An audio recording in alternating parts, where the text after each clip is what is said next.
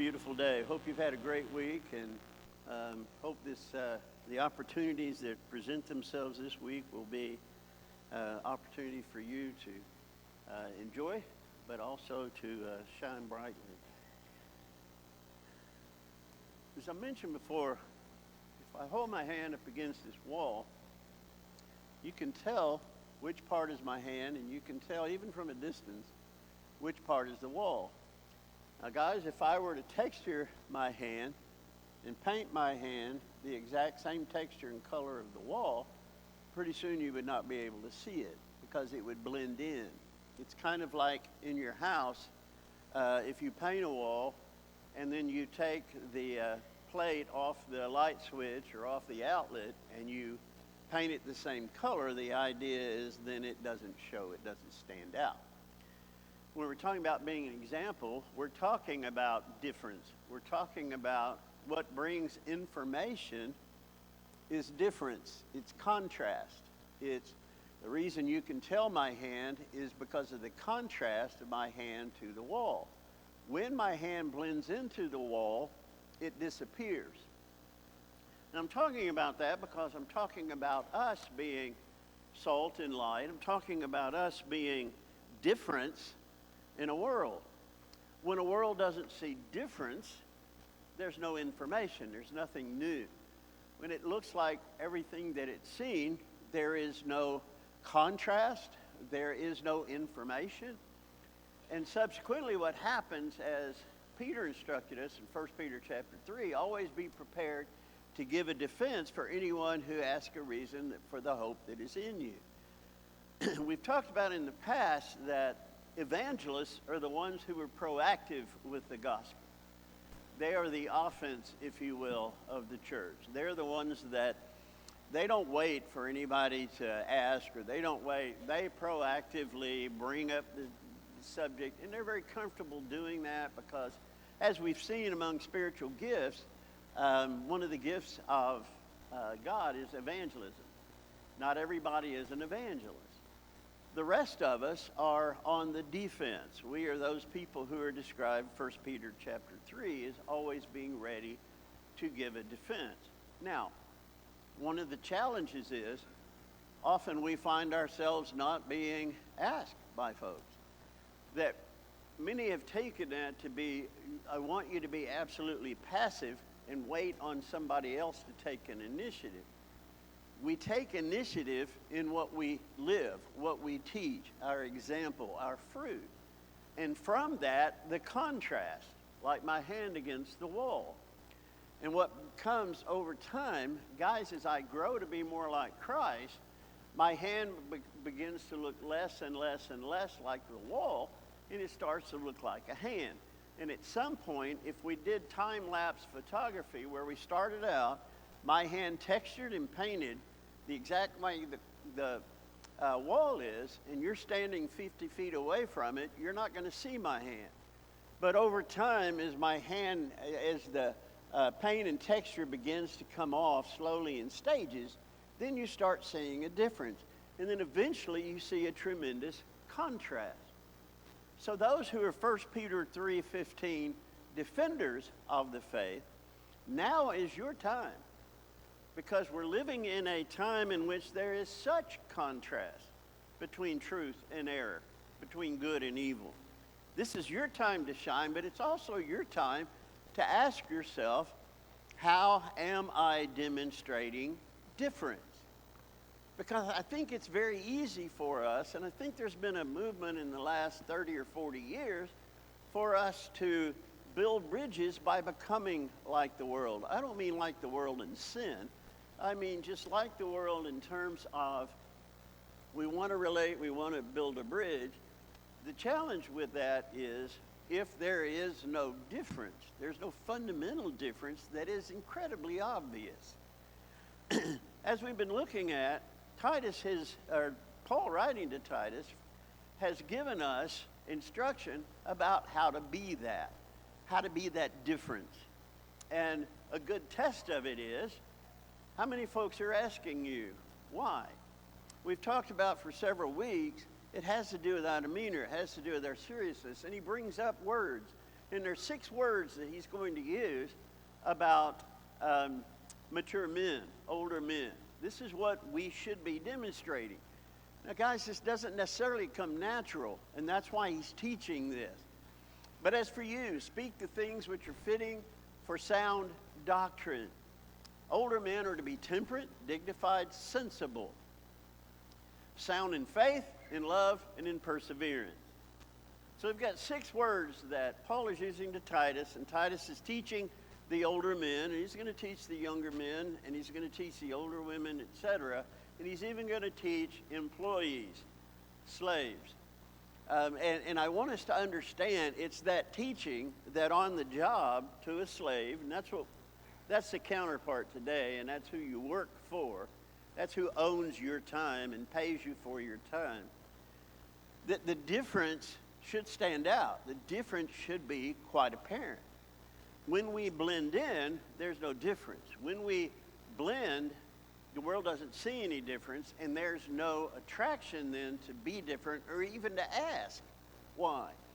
So we are defensive in presenting our faith, but we're very proactive at presenting our example, at presenting our speech, etc. And we've talked about those 3 words, and I want you to see the last 3 words, and we're going to look at them together because they're given as a series.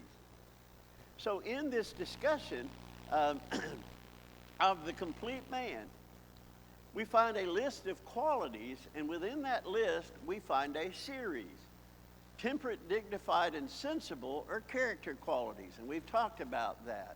Faith, love, and perseverance are commitment examples. They're commitment qualities.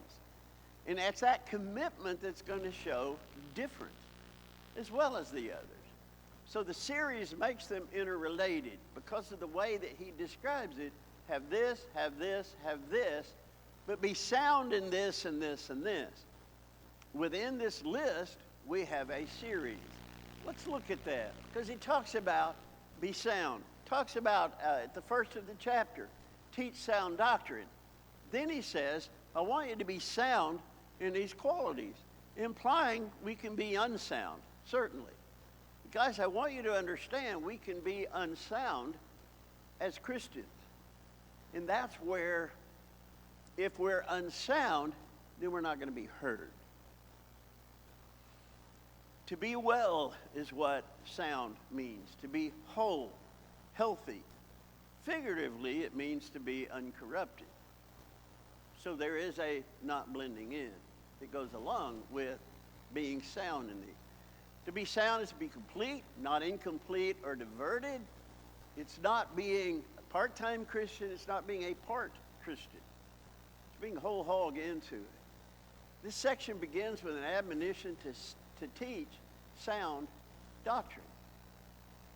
Part of that sound doctrine is to be sound in faith, love, and perseverance.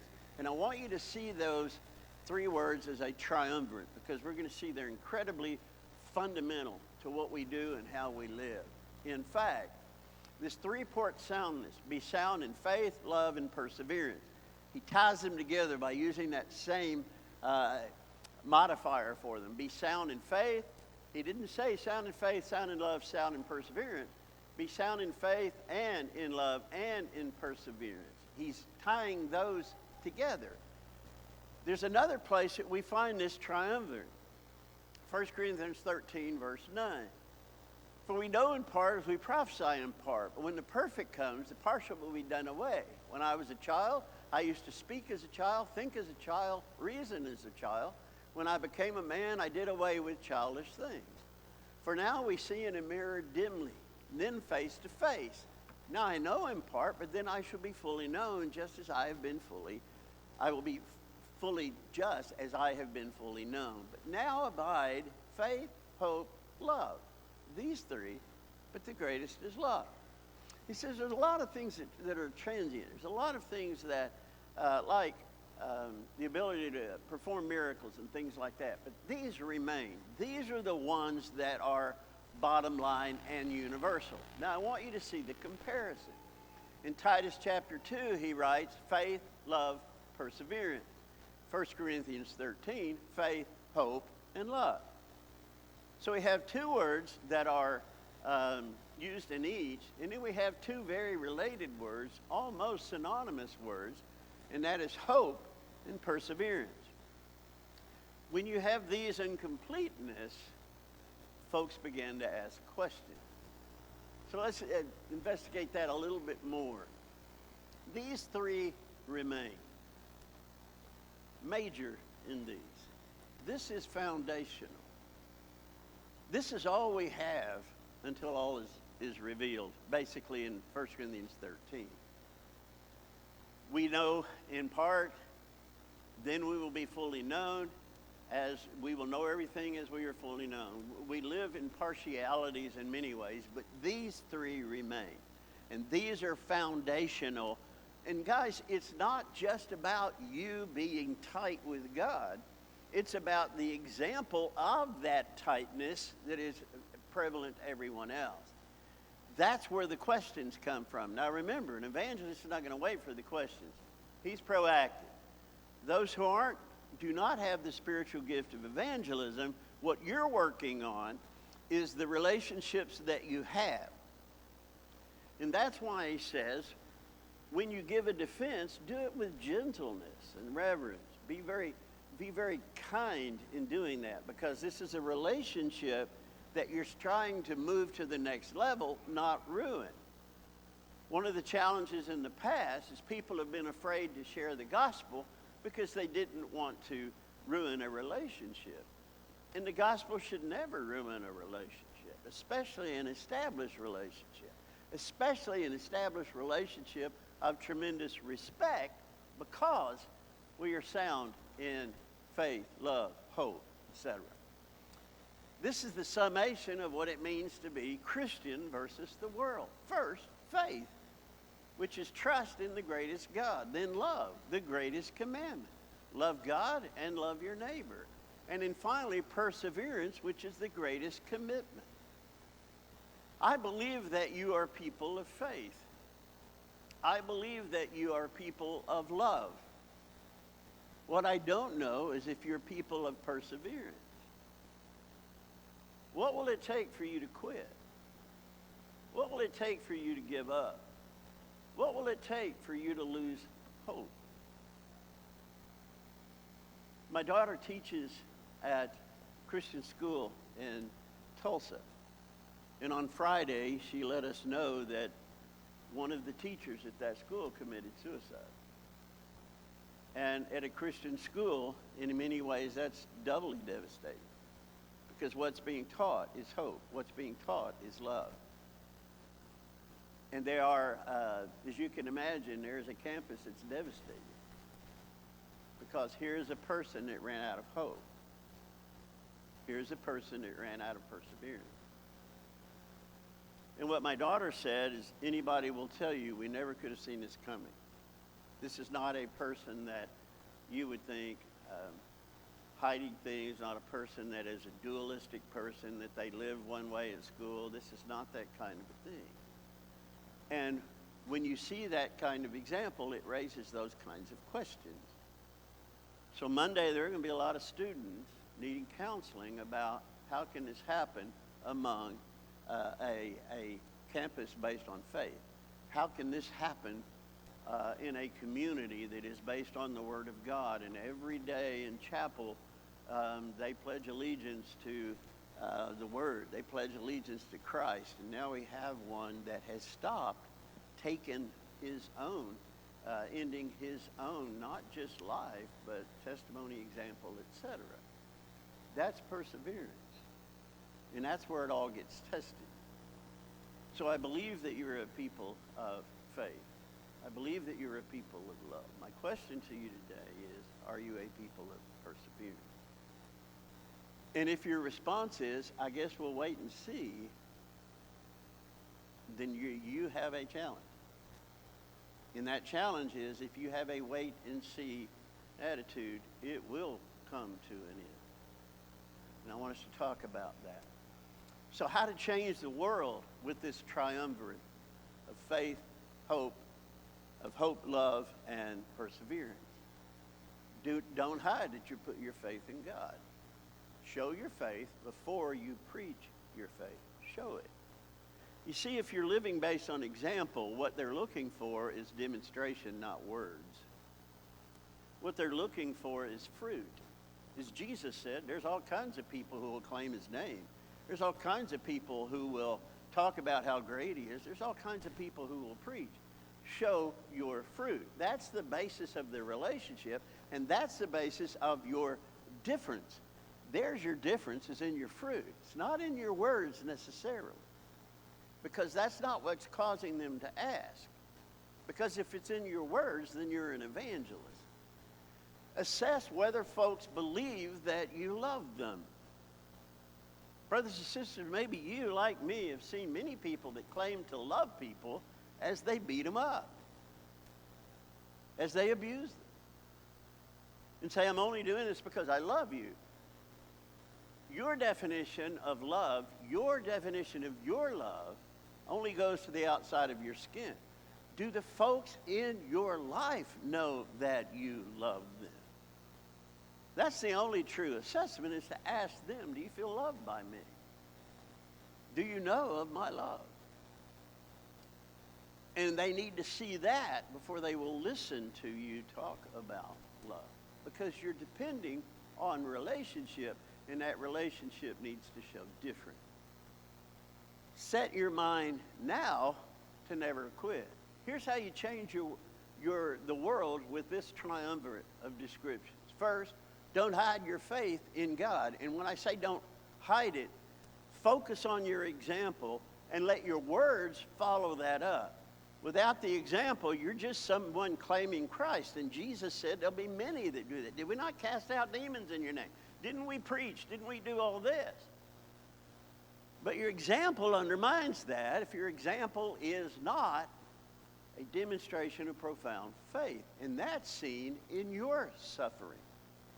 That's seen in your tragedy or trial. Secondly, the first one there is faith. Second is assess whether folks believe that you love them. That's the love. And then third, set your mind right now to never quit. You don't decide under stress whether or not you're going to quit. You decide already. And here's the challenge. Guys, what if, let's take maybe a physical worst case scenario. Let's say that you have been chosen to be tortured for Christ. And there have been folks throughout, and there are folks in the world right now that are claiming the name of Christ who are being physically tortured for that. How long would you hold out? If your answer is, I don't know, then you won't. If your commitment is, I am going to hold out no matter what, and you say, yes, but what happens if my strength wanes? There's a difference between an attitude of perseverance and the strength of perseverance. The attitude of perseverance is quitting is not an option. But what about waning strength? That's God's thing. So in the midst of persecution, when you feel like, or I feel like I can't take another instant, that's when I cry out, God, strengthen me. If I cry out, God, save me, I'm expecting him to undo all of this and grant me my wish, and then my faith is going to suffer if he doesn't.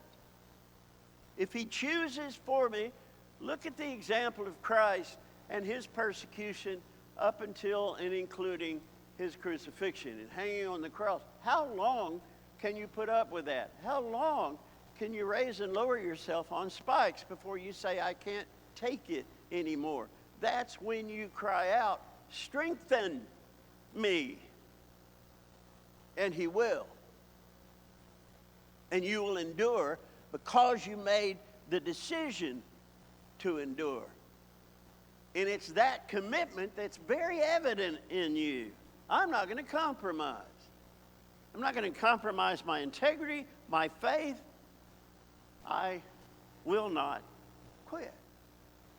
1 Peter 1:22, since you have been Since you have, in obedience to the truth, purified your souls for a sincere, which means unfeigned, love, and this is translation of the word phileo, of the brethren, fervently love one another from the heart. All right, let me read that again. For purified your souls for a sincere phileo of the brethren, fervently agapao one another from the heart. You may have heard it said, God commands us to love each other with agape. He doesn't command us to like each other. That's not what Peter's saying. This is not just a love of a commitment. It's, I like you. I understand. Some of us are hard to like. But here's the thing, as we grow more Christ-like, we become easier to like. Some of us are not likable, and brothers and sisters put up with us. They love us, but we're not likable because we've got our rough edges. God has not finished with us. But what he's saying here is, I want you to love each other from the will and from the heart, fervently, from the heart. That is, my heart goes out to you rather than I love. And I think the reason for that is I am not going to abuse you in the name of love. I'm not going to be mean to you or gruff with you. I'm not going to be irritable with you. I'm not going to be all of those things and say, but I love you, so I can say whatever I want to say and whatever attitude I do because I love you. Does that person interpret that as love? Agape and phileo. The phrase, quitting is not an option. Here's the perseverance. The phrase, quitting is not an option, is a powerful declaration of perseverance that emphasizes a commitment to overcome challenges rather than giving up. It implies that failure is not an acceptable outcome and encourages a mindset of continuous effort, adaptability, and a refusal to be defeated by adversity. We could add, by the power of God, not mine. While this mindset can be highly motivational for achieving goals, it can sometimes be unhelpful if it prevents individuals from recognizing when a change in direction is necessary, taking necessary breaks, or acknowledging when a situation is no longer viable. It's not a matter of what I'm doing is not working, so I quit. It's what I'm doing is not effective, so I need to change how I'm doing it. The attitude I have toward what I'm doing is not good, so I'm going to quit. No, I'm going to change the attitude. Quitting is not an option, and that's great for pursuing goals. But what that doesn't allow for is adaptation. What happens is I double down. If it doesn't work, I'm going to double down. I'm going to double down harder. And the world sees that. Versus, my commitment never fails, but my methodology sometimes need to change because I'm a person.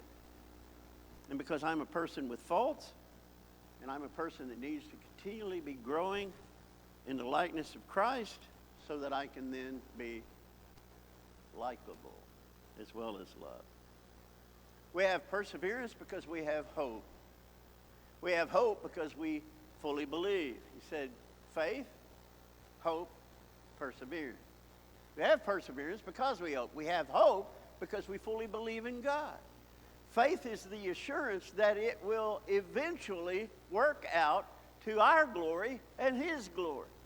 If I keep on keeping on, this word perseverance is one of my favorite words. It's the Greek word hupomene. It means constancy under trial. I know, I believe, and my hope is this will end. And I will be victorious. God will be victorious. And He will be glorified, which leads to Him glorifying me. And it's only a matter of time. The whole point with perseverance is, how long will you keep going? And if you've already made the decision, I'm never going to stop going. I may stop the way, or I may change the path. I may change the attitude. I may change my rough edges, but I'm never stopping. I'm never quitting or walking away. It doesn't matter how long. Success is assured. That's the faith and the hope that it brings.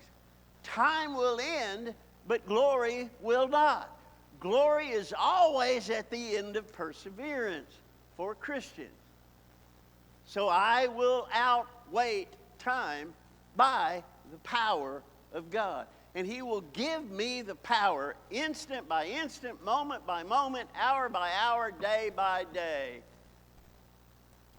that I can keep on keeping on.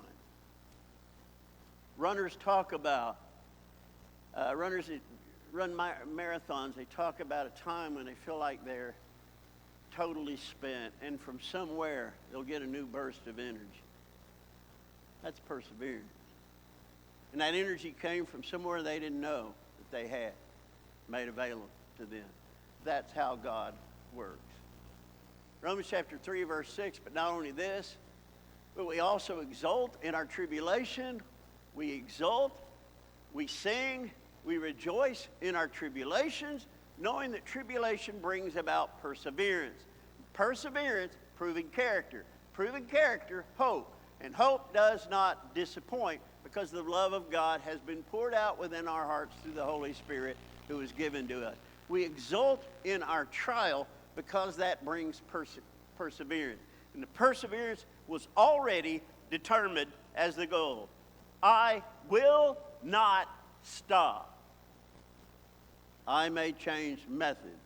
I will not stop. Whatever was written in earlier times was written for our instruction, that through perseverance and the encouragement of the Scriptures we might have hope. Now may the God who gives perseverance and encouragement grant you to be of the same mind with one another according to Christ Jesus. John, your brother and fellow partaker in the tribulation, kingdom, and perseverance which are in Jesus, was on the island called Patmos because of the word of God and the testimony of Jesus. He's persevering when he has been sent off, isolated. Guys, he is in isolation. He is in a spiritual cell with no light. From within comes the perseverance because of the hope and the calling. Therefore, we ourselves speak proudly of you among the churches of God for your perseverance and faith in the midst of all your persecutions and afflictions which you endure. Brothers and sisters, sometimes greater than any advice we give to anybody in their trials is the perseverance that we show in ours. And it could very well be that the perseverance that we show in ours is the very thing that causes them to question, where does it come from? How can you stay the course when this has happened? I'm glad you asked. Let me give you a description of why I have this hope and why I persevere. And that opens the road to the gospel. In a list of 6 words, 3 are given as a series. Faith, love, perseverance. If we excel in those things, we show fundamental, bottom line, Christianity to the world. When we do that with enough relief, they will see it. And they will gravitate forward because everybody wants that. How is yours? How is your walk? Can we help you with that? Let's talk. Come as we stand.